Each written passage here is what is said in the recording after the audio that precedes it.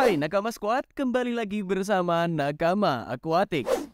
Tanggalan udah masuk ke akhir bulan, yang artinya gajian udah di depan mata nih. Perasaan senang pasti menghampiri, karena duit tabungan buat beli ikan baru udah hampir memasuki target.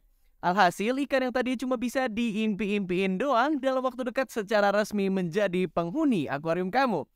Kalau sampai nabung, aku udah tahu kalau ikan yang kamu incer bukanlah ikan yang harganya murah. Mungkin ikan tersebut harganya bisa sampai jutaan, makanya nggak bisa dibeli dari sekali gajian dan kamu mesti nabung. Kadang kamu bertanya-tanya nggak, kenapa ikan hias yang cuma buat dipelihara aja harganya bisa sampai jutaan rupiah? Kalau dikulik lebih dalam, malah ada ikan yang harganya bisa sampai belasan juta. Duit sebanyak itu ditukar cuma sama satu ekor ikan buat peliharaan.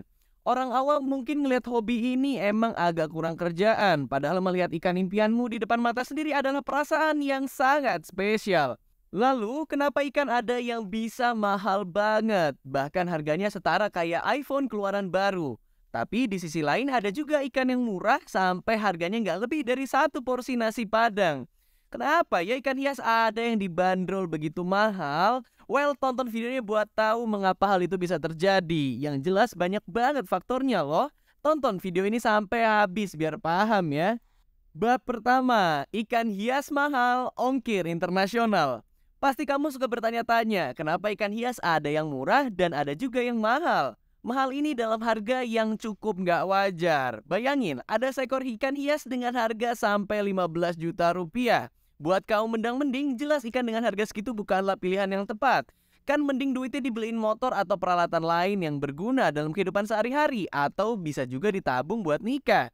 Beli ikan seharga 15 juta jelas mungkin cuma jadi impian bagi segelintir orang tanpa berani membuatnya menjadi kenyataan. Bayangin, kamu nabung 15 juta, beli ikannya, taunya beberapa hari kemudian ikan tersebut mati. Atau bisa juga kamu beli ikannya nyicil kayak beli motor, selang 6 bulan ikannya malah mati. Jelas itu sebuah kerugian. Walau kalau dihitung emang agak nyeri-nyeri sedap. Ternyata ikan dengan harga segitu mahal tetap ada pasarnya dan udah pasti tetap ada yang beli. Kalau dipikir-pikir kenapa ikan hias bisa segitu mahal ya harganya? Padahal kan bentuknya ya ikan, dipeliharanya juga ya kayak ikan biasa. Ikan tersebut juga nggak punya fitur unik, ya kayak ikan sewajarnya aja yang cuma bisa makan dan berenang ke sana kemari. Alasan kenapa ikan hias bisa menyentuh harga puluhan juta mencangkup banyak hal. Salah satunya adalah unsur logistik. Ikan-ikan dengan harga mahal biasanya bukanlah ikan lokal.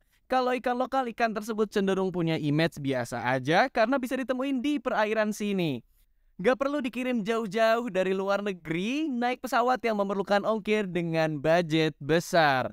Ikan-ikan ini sengaja diimpor dari negara asalnya. Biasanya sih yang paling banyak dikirim ke sini antara dari India atau dari Amerika Selatan. Sungai Amazon menjadi penyumbang terbesar bagi ikan-ikan hias level prestis ke Indonesia. Banyak banget jenis ikan dari sana yang dijual dengan harga fantastis pas masuk ke sini.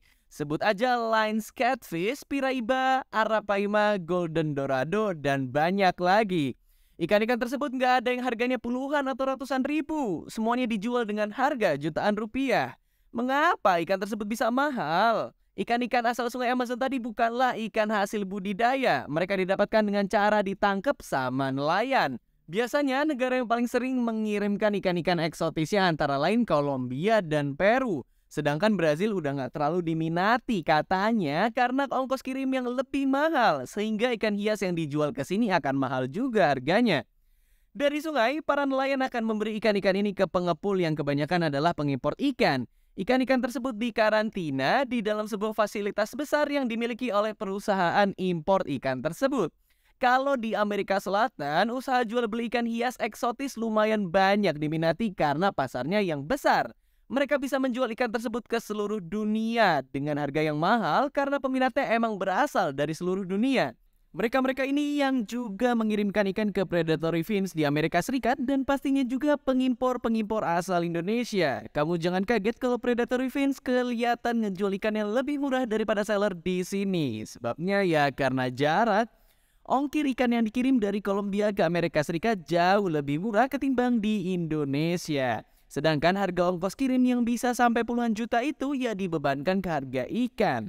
Makanya ikan-ikan tersebut dijual dengan harga yang cukup fantastis. Bayangin, misal kamu beli lens catfish yang bisa dianggap cuma seekor ikan lele, tapi harganya 25 juta rupiah. Gimana respon orang rumah atau si ibu negara kalau kamu taunya beli ikan lele seharga 25 juta rupiah?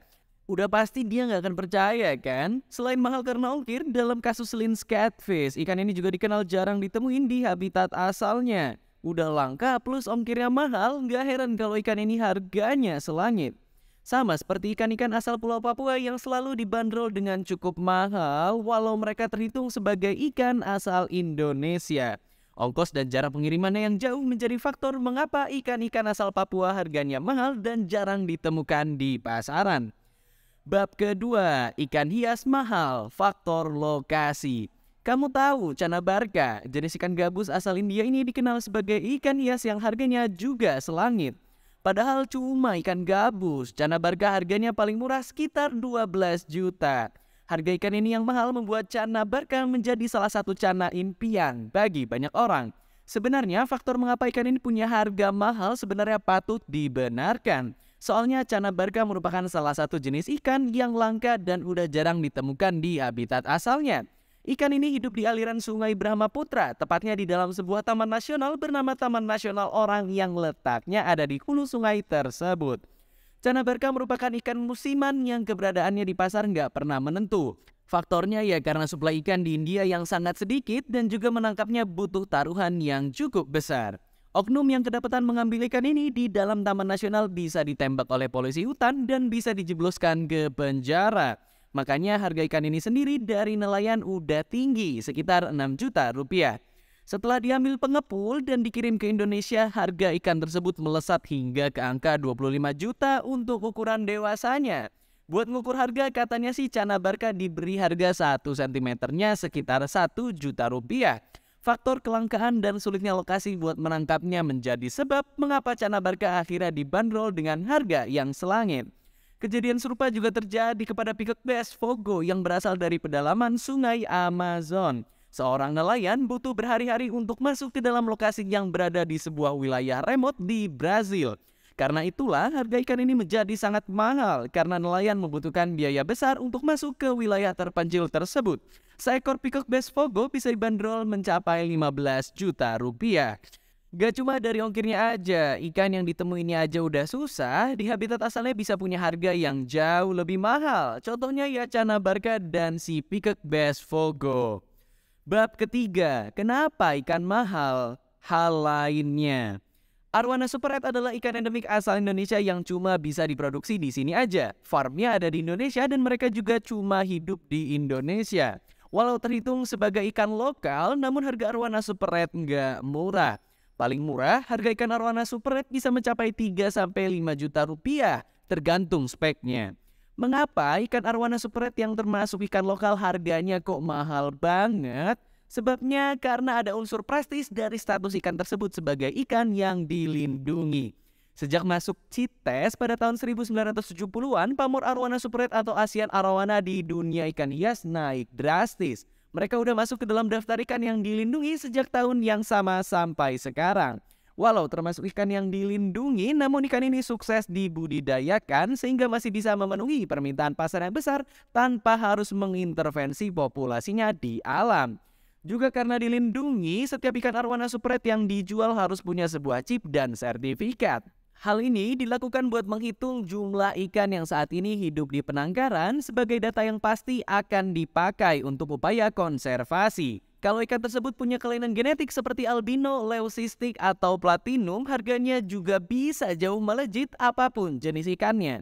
Ada ikan toman yang berwarna putih krem dan dijual dengan label toman santik, harganya mencapai 2 jutaan per ekor, berbanding jauh ketimbang ikan toman biasa yang paling cuma ratusan ribu bandrolnya. Kelainan genetik ini juga menjadi sebuah daya jual lebih karena ikan-ikan unik ini nggak berjumlah besar. Kelainan genetik di luar albino juga sulit diproduksi ulang. Artinya, walau indukannya sama-sama platinum, anaknya bisa aja lahir dalam keadaan normal. Makanya, ikan albino biasanya akan turun harganya jika indukannya berhasil memproduksi anakan yang juga akan terlahir albino. Selain keunikannya, ikan yang sedang digandrungi atau ngetren juga bisa digoreng harganya sampai ke titik harga yang tinggi. Hal tersebut adalah praktik yang biasa karena setiap ikan yang lagi ngetren pasti mendatangkan animo besar yang akhirnya menghasilkan permintaan besar dari pasar. Kalau permintaan besar, harga ikan juga bisa menanjak. Contohnya, dulu harga cana asiatica pas lagi jaya-jayanya bisa mencapai 200.000 per ekor. Itu pun yang ukurannya cuma 5-8 cm. Bandingkan dengan yang sekarang, ketika pamor cana udah cenderung menurun ke level yang lebih stabil. Seekor cana asiatica hanya dijual sekitar 20 ribuan aja. Apapun yang lagi ngetren dan mendatangkan animo pasti bisa dijual dengan harga yang lebih tinggi. Hal ini juga terjadi di ikan hias. Kesimpulan, itulah beberapa faktor mengapa ikan hias bisa mahal harganya. Harga ikan terkadang ada yang tetap namun sering fluktuatif. Yang jelas semua ada sebabnya. Setuju nggak nih kalau harga ikan disebabkan oleh hal-hal di atas yang aku sebutin tadi?